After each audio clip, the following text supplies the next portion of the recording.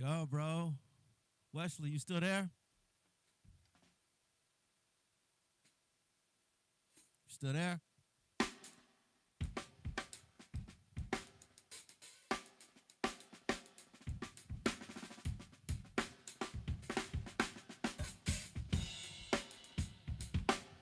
Congratulations, bro.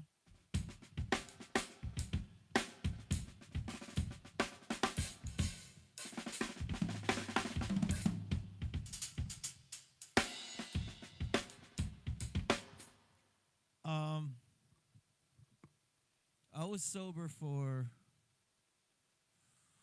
like 9 years, and then I relapsed, and that was 10 years ago. So outside of that relapse time, I'm 10 years. So I was 7 years sober, like almost 8 years sober. Then I relapsed, and 2016, 10, 19, 16, 10, 19, 2016. That's my second sobriety date. Um, but it's literally one day at a time. I mean, to be honest, man, for me it was 1 minute at a time,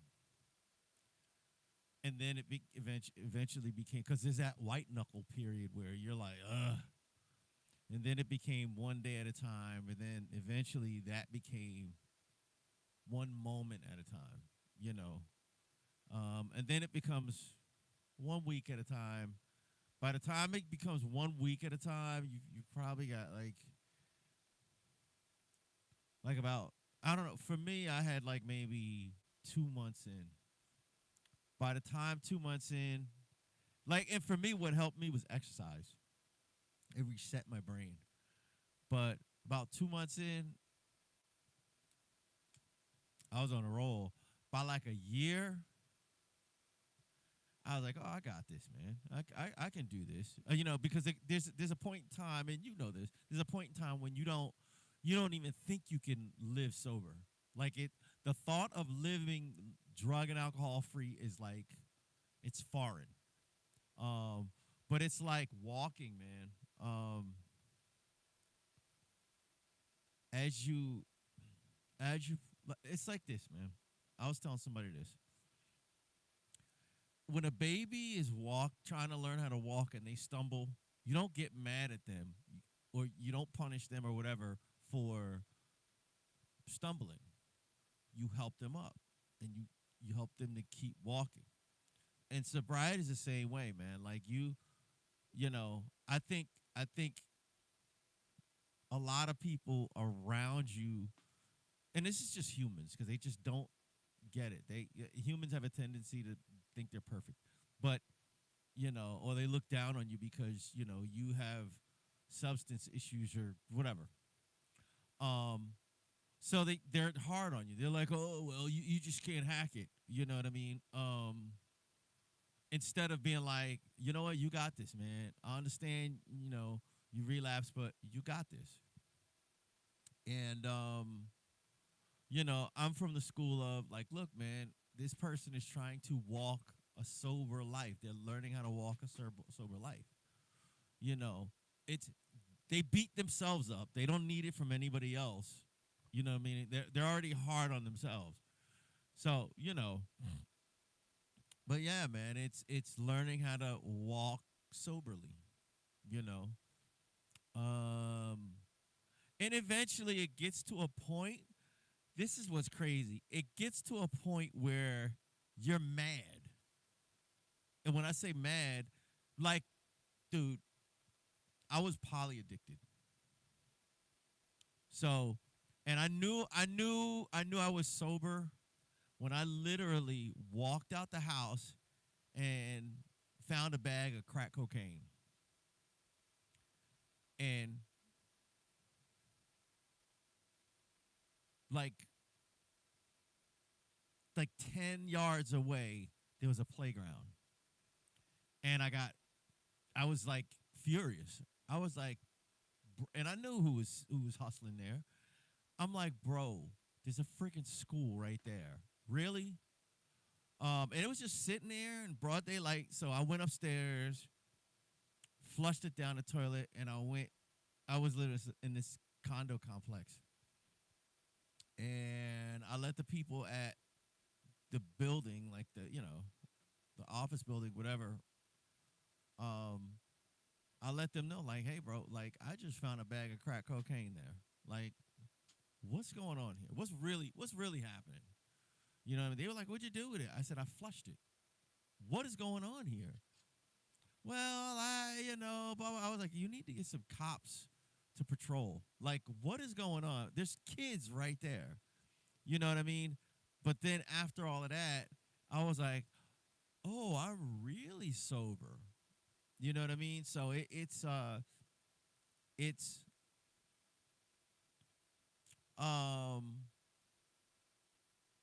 it's it's a good feeling, man. And a lot of it is removing the emotional content. Like, if it's like Friday and you're used to drinking, going out to the bars and clubs on Friday, and you know there becomes an emotional bond to that period, where it's like you start getting like the excitement and the anticipation. It's removing that from your life. You know what I mean? Or you drive to a certain part of town where you used to party. It's removing that emotional content. You know what I mean? That's the hardest thing. That's the most challenging thing, because you not only get physically addicted, you get emotionally addicted. So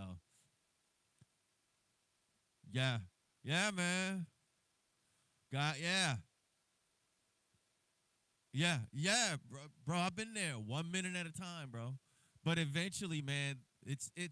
I call it stacking wins, bro. Stack your wins, man. Stack your wins. You know what I mean? And you should probably get into. You should probably get into something physical, like um, exercise. Like, I built a gym next door. I was like, this is my home studio. I had another room. It was just sitting there. It was just stuff I put in storage. I just stored extra stuff over there. So I cleared it out, and I bought a lat pull down machine. I bought a heavy bag. I bought a speed bag. I bought a double end bag. I bought I got a exercise bike. I got two bench racks. I got a squat rack. I got an elliptical machine, and I got a bunch of free weights, man. And you know that. I mean, now, man. I've changed my diet, man. You know what I mean? I pretty much live on lettuce, kale, almonds, walnuts, salmon, trout, sardines, tuna, and tilapia, and avocados. That's what I live off of. You know what I mean? Every once in a while, like I was hanging out, me and my wife were hanging out with my daughter. We drove up to her school, just took her out for a bite to eat. So I had some hot wings, because I was like, it's chicken, just the boneless hot wing, not boneless. They take the skin off. So I had hot wings, and I had some French fries, and I had some water. I was like, I'm eating the French fries, and that's breaking my diet. But I ate the chicken wings, and I had, instead of a Coke or a Pepsi, I drank water, man. You know what I mean? But like, I try to put some kind of order into my life. And I'm gonna tell you another thing, man. Um, let some time get behind you. Jokers start giving you respect, bro. Then they start looking to you for answers. Like, um, Wes, like, what do you think about this? What do you think I should do about this? What do you think about I should do about that? Because people realize, like, man, I've seen this guy fight back from from addiction. I've seen him fight back. Like it, dude. I'm telling you, it happened to me. It like I was I was the guy who like was a waste of talent. People, my family members look at me like, what a waste. Now I'm the guy where people are like, man, I'm proud of you, man. I'm really proud of you. Just give it some time, man. There's some good stuff to look forward to, man, as time goes on, man. You know.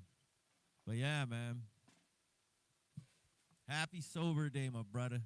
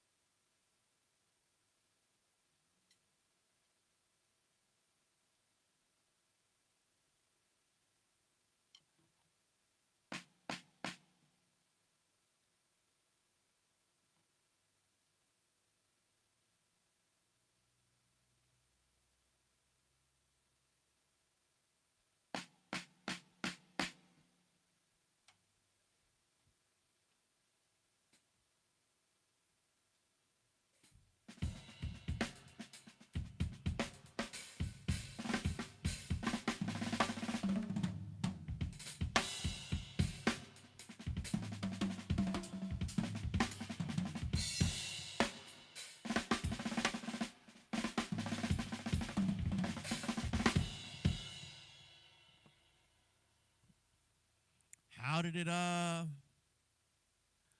did it work out, dude? How did it work out?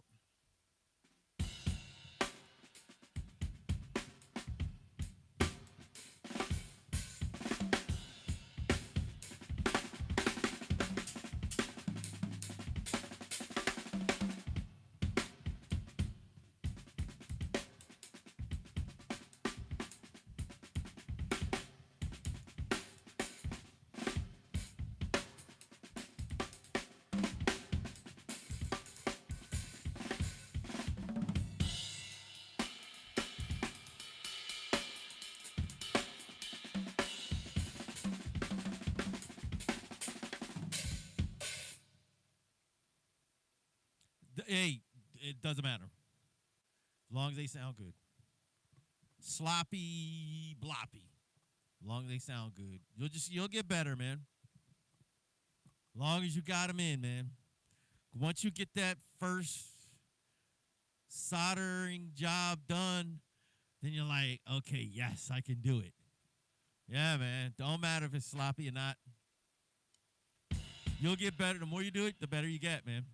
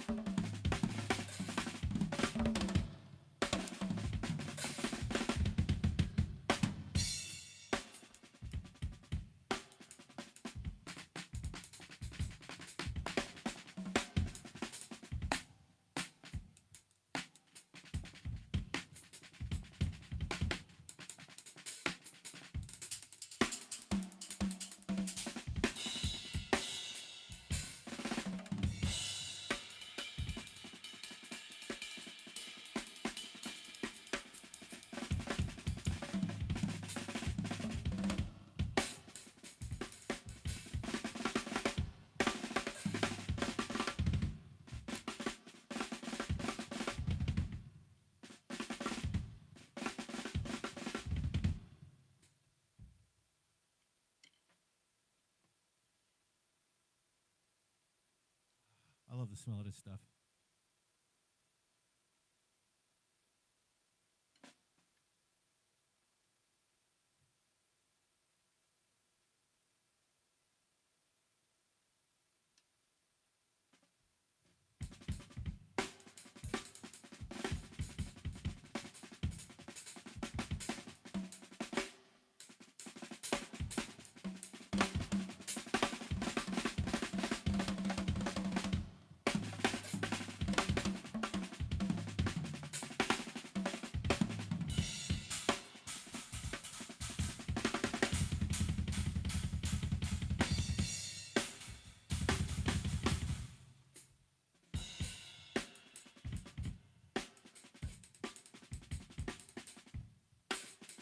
Dude, mid is the mids, low mids, and low mids. You got to be careful because low mids they they can boost a lot of the like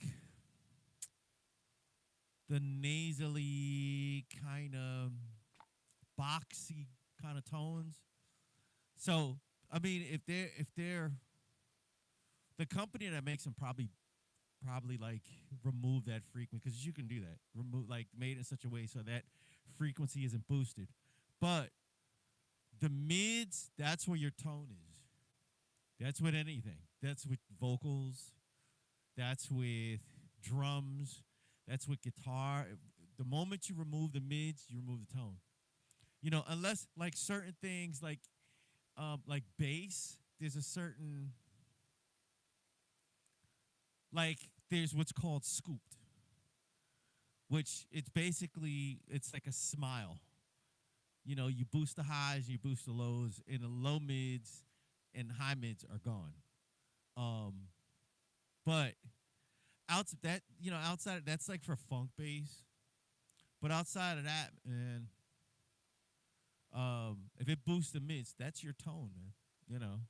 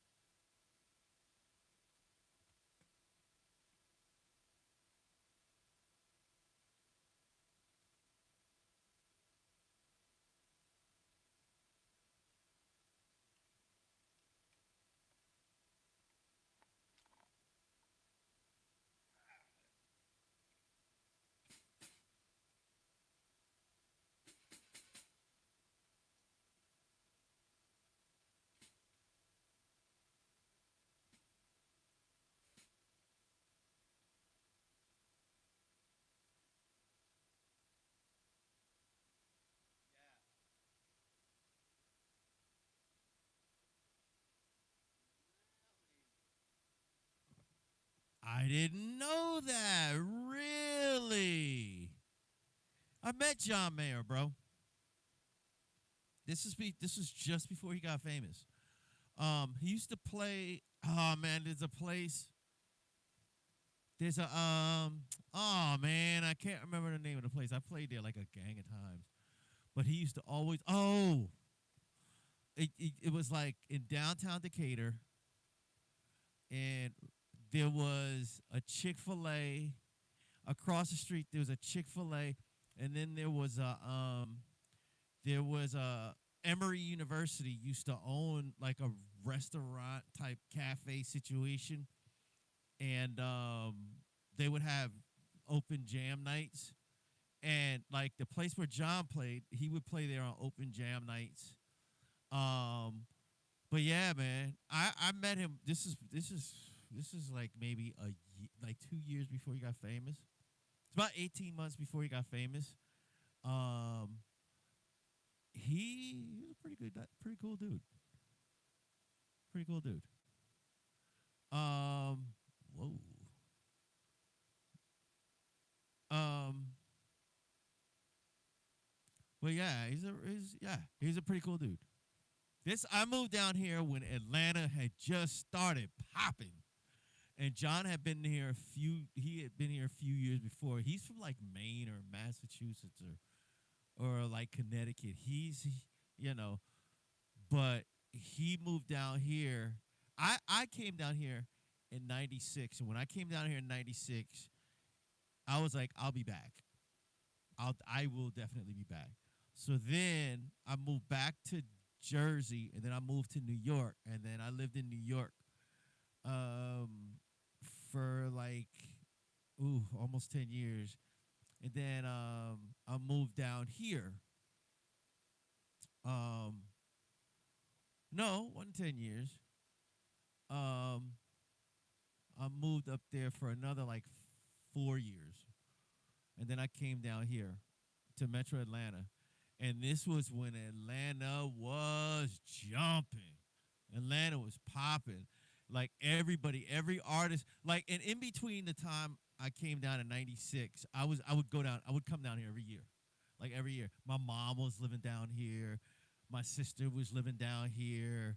Like I had a lot of connections down here. So I was just it was nothing, bro, for me to drive from Brooklyn to down here and back because I was bouncing up there up north. I was bouncing between Jersey and New York from the Jersey Shore, Brooklyn, back and forth.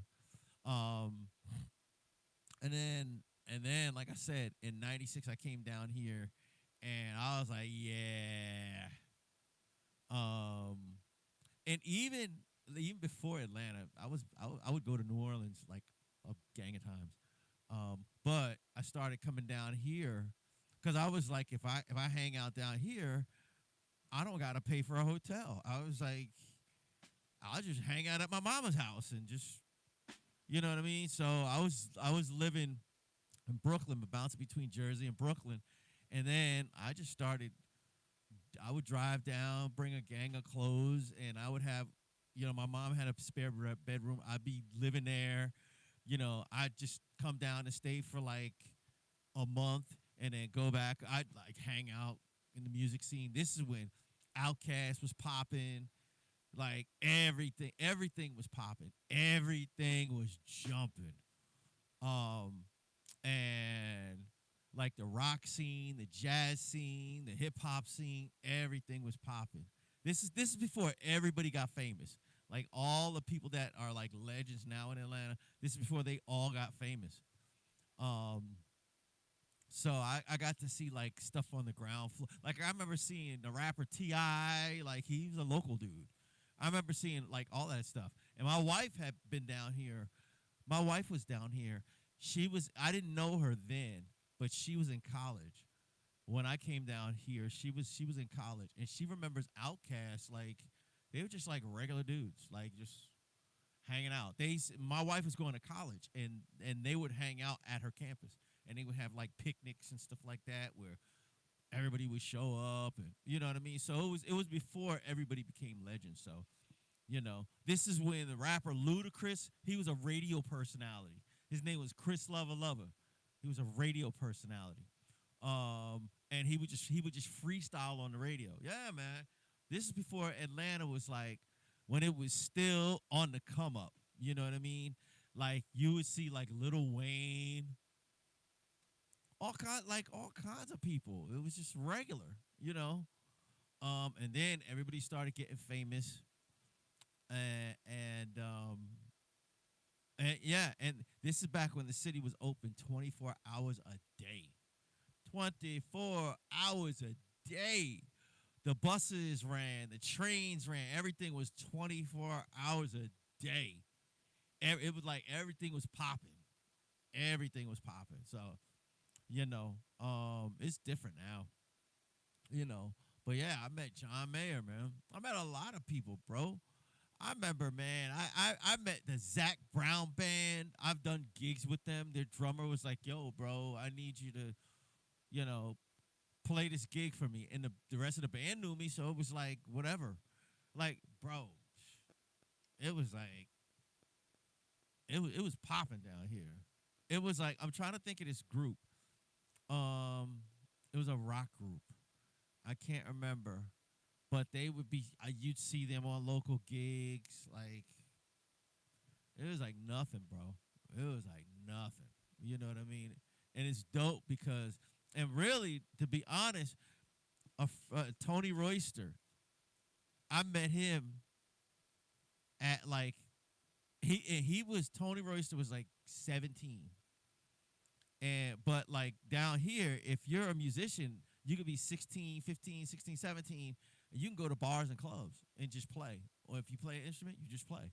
If you sing, you just sing. You know, they're not gonna be like, well, you're not allowed in here. They don't care. They're like, you got talent, just keep them away from the bar, like whatever.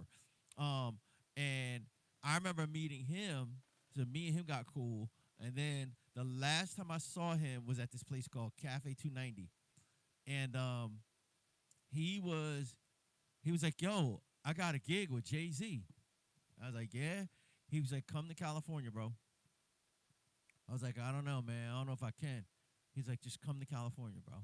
He's like, "I can get you a gig."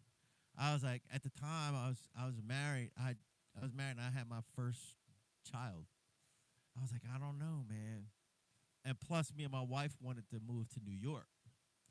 Well, well, more so my wife. Um, I lived in New York. I had lived in New York, so I was like, I can't deal with the snow.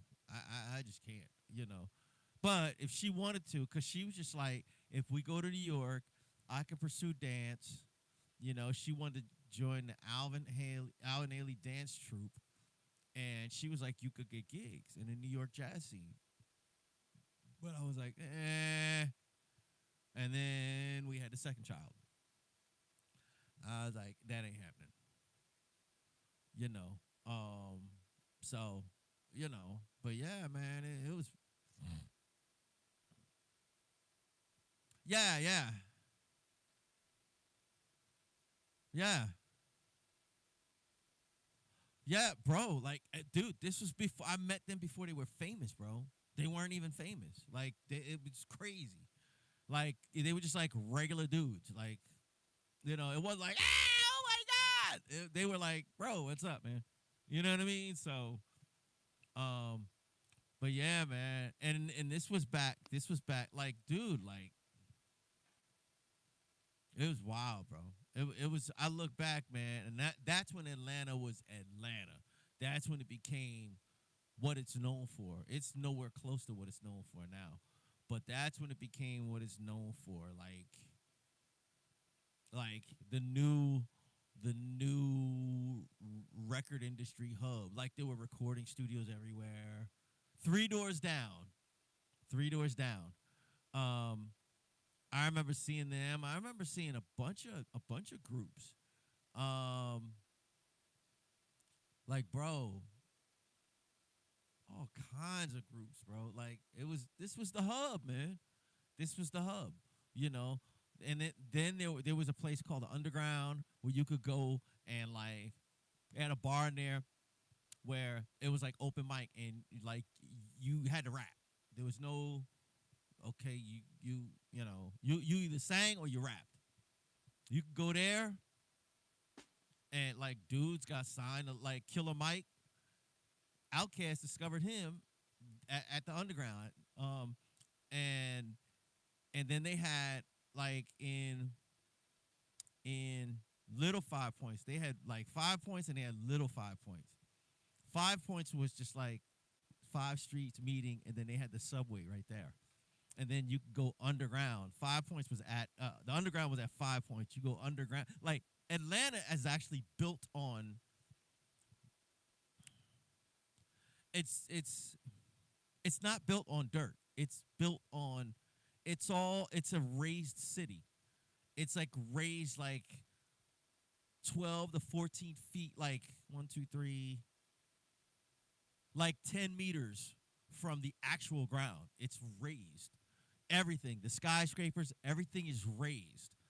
Um, and when you go to underground, it's really not underground. It's on the ground floor. You know what I mean? But the streets, everything is raised. Um, but so when you like, there was an open mic spot there. There was a bunch of open mic spots, and then there was a open jam session at the Five Spot. There was an open jam session at this. There was this bar. I can't remember the name of it.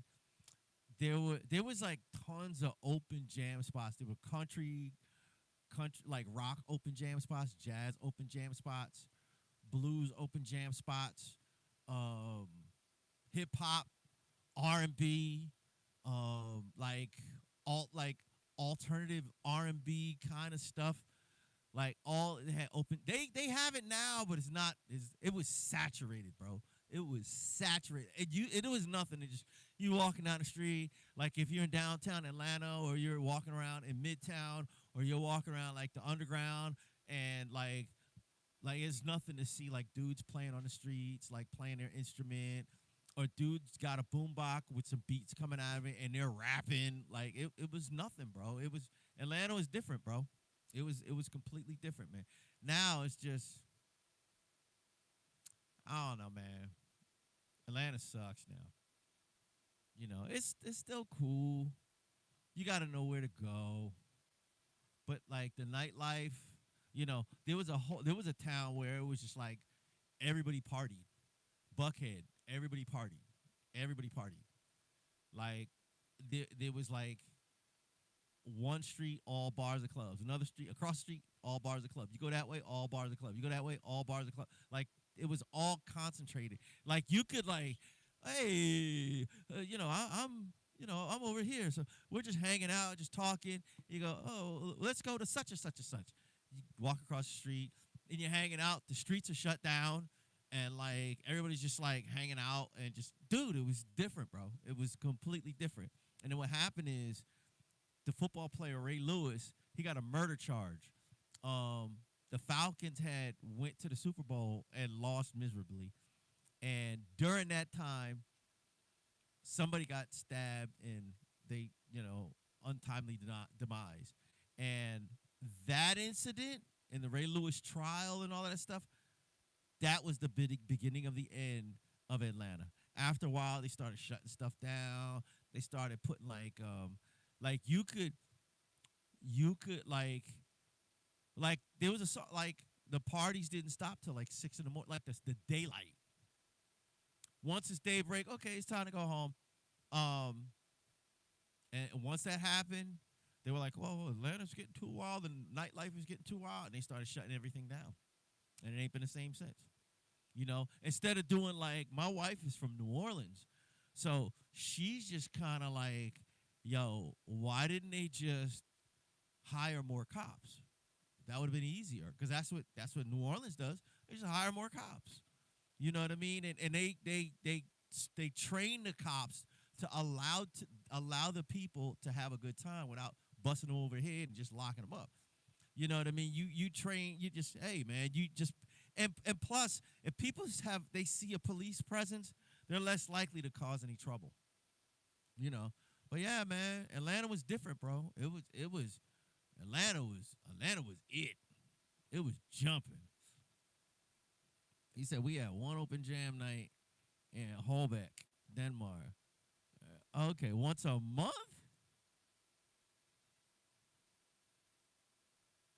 At the same time, bro. You'd lose your mind here, bro. There's tons of places.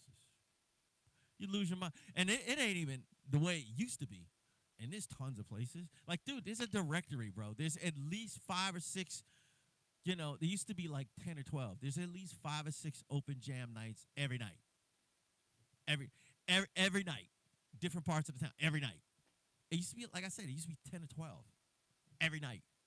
Now there's like maybe 5 or 6. Yeah, bro. Every night. They got an Instagram directory, bro. You know what I mean? Where it's like you just go in there, oh, I can go to such and such this night. And I can go to such and such. You can go out every night, bro. Like if you can go to different places. You can go to a different place every night. You know what I mean? And eventually it's gonna rotate, but you can literally go and it would take you a while to go to the same place again.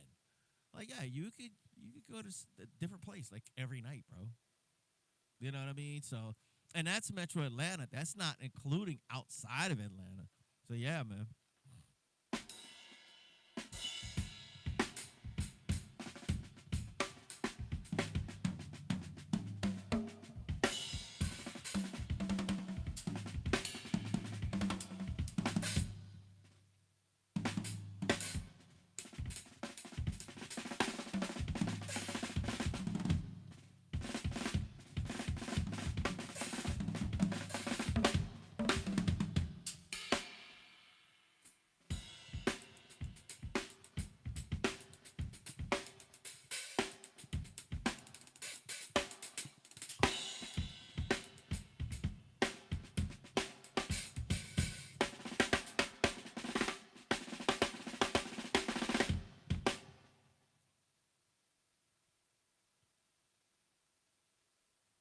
I just flow.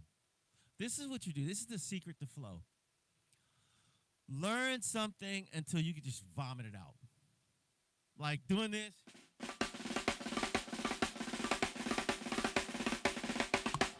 You know, I go.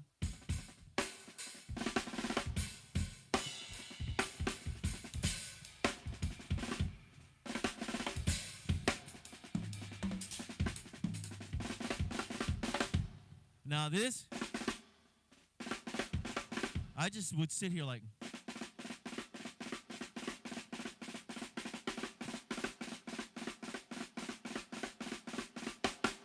and I wouldn't sit there and just do that forever.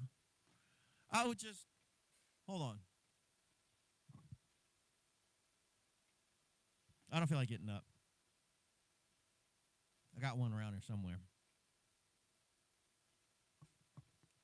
But I would just sit there. I saw somebody do it one time, and I was like, I want to learn that. So I would do like 2 minutes of this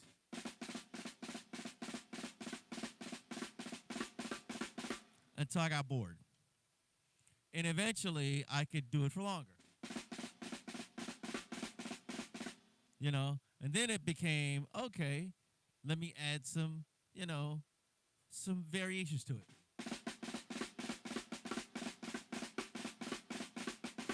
You know what I mean? And then those variations became,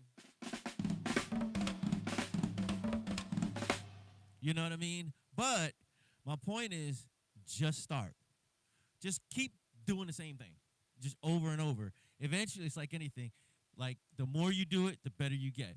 Like even with flam taps, I would just sit there like, I wish my wife was here. She'd tell you. I would be driving around like, I did it one time. We used to have a Jeep Cherokee, and I would be like trying to get the molar technique. I would do it so much it started cracking the upholstery, bro. But I just like, I would be walking around with a practice pad, one of the little tiny practice pads, or I would like I got a little practice pad in my book, both my book bags. I got a couple down here. I got the big practice pads. I got one upstairs in the kitchen. I got one upstairs in the living room. I got one upstairs in my bedroom. I got like me and my wife's bedroom. I got one. I have a weight room over there. I got a practice pad on a snare a snare stand. One of the big practice pad on a snare stand. You know what I mean? So like I have like ADHD. I can't sit there and just like I'm going to practice my rudiments.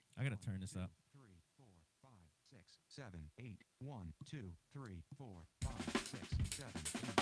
1, 2, 3, 4, 5, 6, 7, 8. 1, 2, 3, 4, 5, 6, 7, 8. 1, 2, 3, 4, 5, 6, 7, 8. 1, 2, 3, 4, 5, 6, 7, 8. 1, 2, 3, 4, 5, 6, 7, 8. 1, 2, 3, 4, 5, 6, 7, 8. Or if I would miss something, I'd go. 6, 7, 8. 1, 2, 3, 4, 5, 6, 7, 8. You know, 4, 5, 6, 7, I would just keep doing it. Like, and I still do it. If I miss something, I'll just repeat it. You know what I mean? To get like the proper sticking. But you know, it's just 3, 4, 5, like even like triplets. 8. 1, 2, 3, 4, 5, 6, 7, 8. 1, 2, 3, 4, 5, 6, 7, 8. 1, 2, 3, 4, 5, 6, 7, 8. 1, 2, 3, 4, 5, 6, 7, 8. 1, 2, 3, 4. You know, so but like I would just 1, 2, 3. all right, that's annoying. But I would just I would just whatever the rudiments I had, I would practice them to a metronome. I would just play beats to the metronome, then go.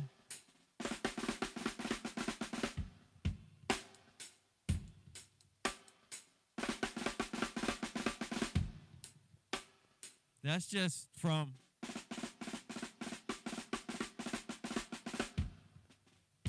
you know, so I would just do it and it takes you got to give yourself some time, cut yourself some slack and give yourself some time and eventually it's inevitable. You're going to get it. Um and I'm going to say this, practice as much as possible. Um like I heard somebody say this, Terrace Martin. He said if you want to be a great musician, just it's he said it's easy. Just practice every day. And he's right. It really is easy. Excuse me. Just practice every day, bro. And I don't mean practice like for hours and hours and hours. I did that. I would practice 5 days a week, 5 hours a day. Saturday, 7 hours. Sunday, 6, 7 hours. Now, you know, I I couldn't stay in a room 5 hours a day. Like I just can't. I can't. It's hard for me. Like I can't stay in the house 5 hours. Like you know what I mean. But I stopped doing that, and that was early on. That was years ago. But I stopped doing that, and I started just playing every day, putting a half hour in every day. I'd put a half hour in, and then I would walk around with just like a stick,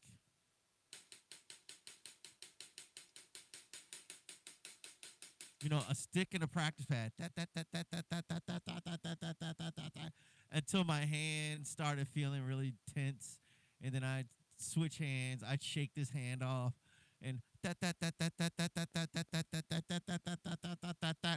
even that, just the sheer motion, it'll get you crisp, man. You'll get real crispy, bro. You'll get real crisp. Um, but yeah, man. So that's all it is, man. Just play every day. Set aside some time every day to just practice. You know what I mean? And once you do that, man, you know your growth. You'll just start. You'll just wake up one day and just like, hey, man, this is pretty easy. Hey, this used to be hard. This is pretty easy. Hey, you'll start realizing, man, stuff gets easy. You know. But yeah, man.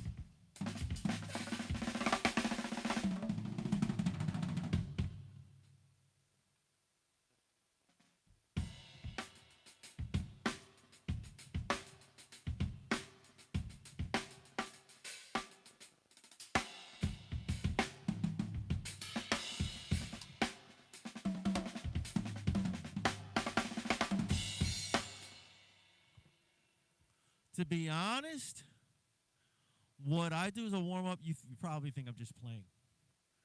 Like a lot of times, my warm up is this.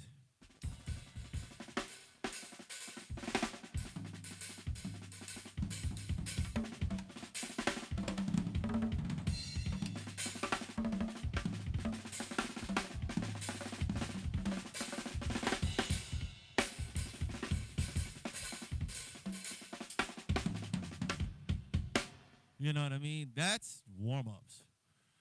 Um, but I, I, that's the stuff I use to get loose. My thoughts on warm ups is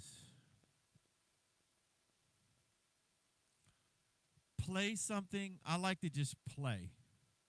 I don't believe in premeditation. I believe in just playing. But before I got to that point, I would just sit there and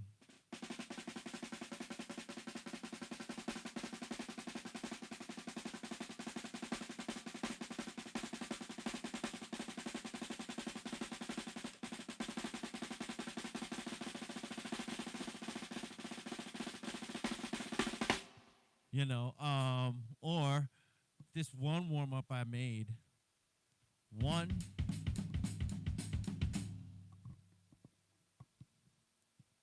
one, one, two, three, four, five, six, seven, eight, back to seven, one, six, five, 4, 3, 2, 1, 2. You know what I mean? So just use. I would use it as it. That's called a pyramid. Um. Yeah. I mean, I stretch. Like every once in a while, you'll see me do this. But what happens is, if you practice playing it as loose as possible, the less likely you'll need to stretch.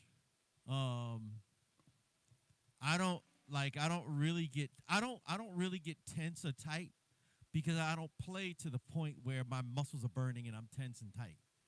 If I'm playing something and I'm starting to feel the slightest bit of lactic acid, I'd stop playing. What you're doing is you're training your muscles to move without feeling tense or feeling tight. The moment I feel tight, I stop playing. You know what I mean? And I had to learn that because I used to play like really, really tight and really, really tense. And that's how I train my muscles to not be so tense, even if I'm playing fast stuff. To not really like the hardest thing for me is not it's not being tense. The hardest thing for me is controlling the speed. That's the hardest thing. You get to a certain point where it's not about you're playing, oh well, I'm trying to remain loose. Your struggle becomes how do I control the speed because you're playing so relaxed. The drawback of playing relaxed, with playing relaxed, you can gain you could play incredibly fast when you play relaxed. The drawback is you drop the sticks, which is why I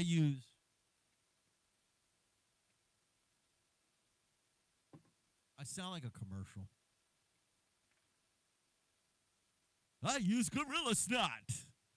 It's great for keeping sticks in your hand, but you can't use a lot, which is why I rub it on a rag like a piece of old towel, and I just put it on my sticks, little dab, on my sticks, you know, and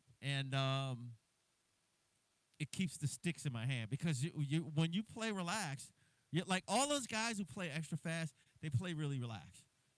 What they're not telling you is a lot of them are using Gorilla Snot. Or like what's great, I used to use Mr. Zog Sex Wax. It's for surfboards. You rub it on surfboards, like some dudes just rub it on the surfboard. Some dudes rub it on and sprinkle sand on it, and then rub it back on, sprinkle sand, so it's gritty. So when you're surfing, because like fiberglass is slippery. Um, so use Mr. Zog Sex Wax. Well, that same stuff I used to rub it on my sticks, but they don't. I'm in Metro Atlanta. Ain't no beaches here, so I had to get Gorilla Snot. Gorilla Snot, like, um, if you do drum corps and stuff like that, like they use Gorilla Snot. You know what I mean? But yeah, I use that stuff, and I don't like I said I don't put a lot on it. I put it's kind of like a wax. It's like a sticky wax, but like it's great stuff, man. You can play with your fingers. Ooh, pause on that. Ugh.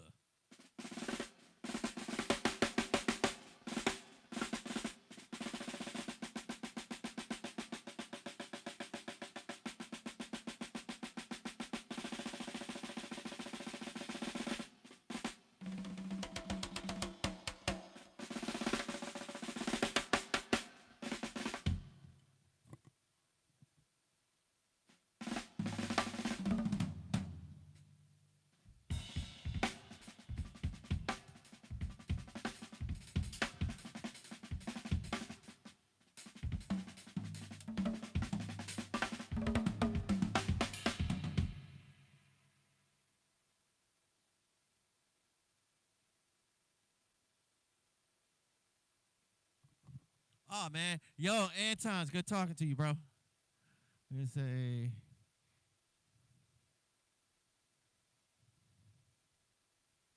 yeah, yeah. Congress, same thing. Yeah, yeah. Soda for what?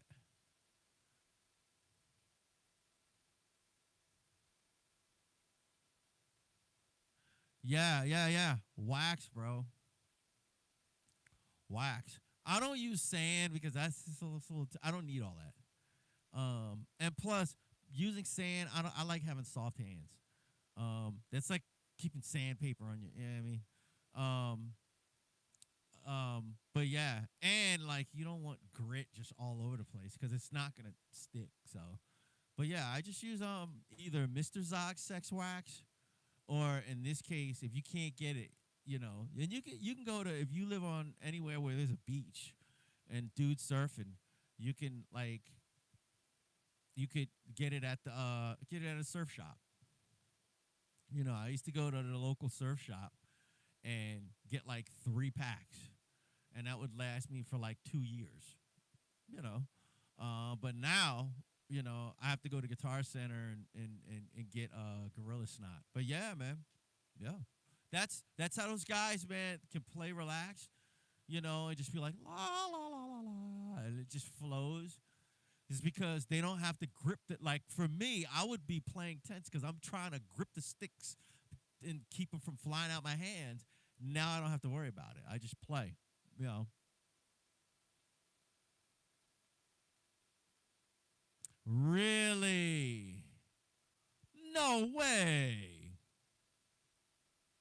No way. Yeah, and it makes sense.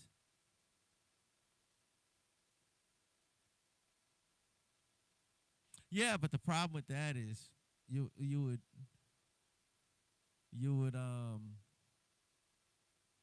it it probably leave, what do you call it, residue on the court. Yeah, yeah, yeah. But it would probably leave residue on the court, man.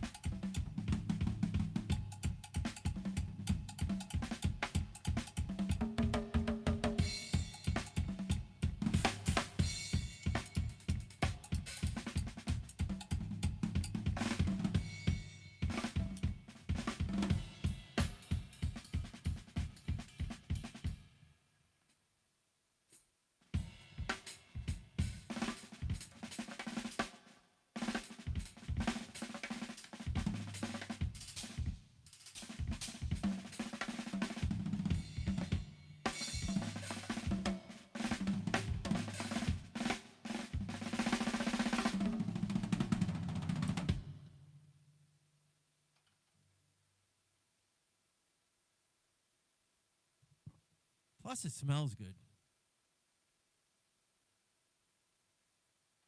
Smells like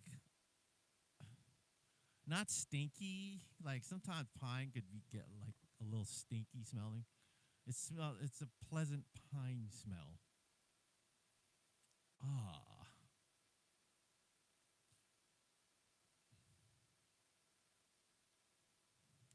But yeah, let me get out of here. What time is it? It's still pretty early. Ugh. I got to do some cleaning. I got a song that I have to finish. That I don't feel like finishing, but I have to. But yeah, I'm getting back into my songwriting brain. Um, I've been putting it off, and I gotta do it. So yeah,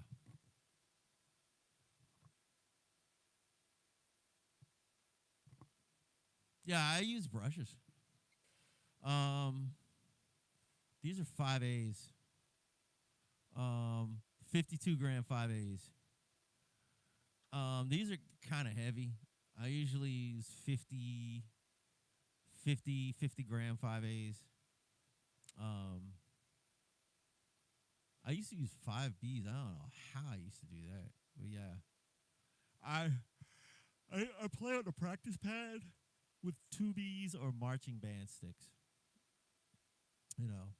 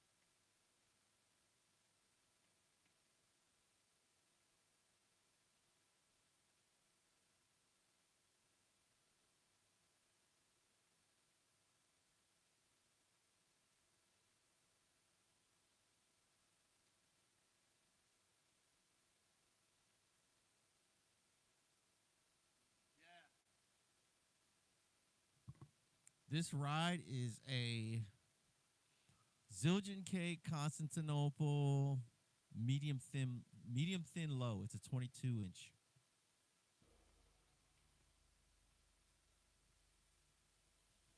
I'm actually gonna buy a 21 inch. A K Zildjian K Dark, 21 inch. I had one. I got rid of it. I wish I didn't. But yeah, I'm gonna actually buy another one. I need another ride.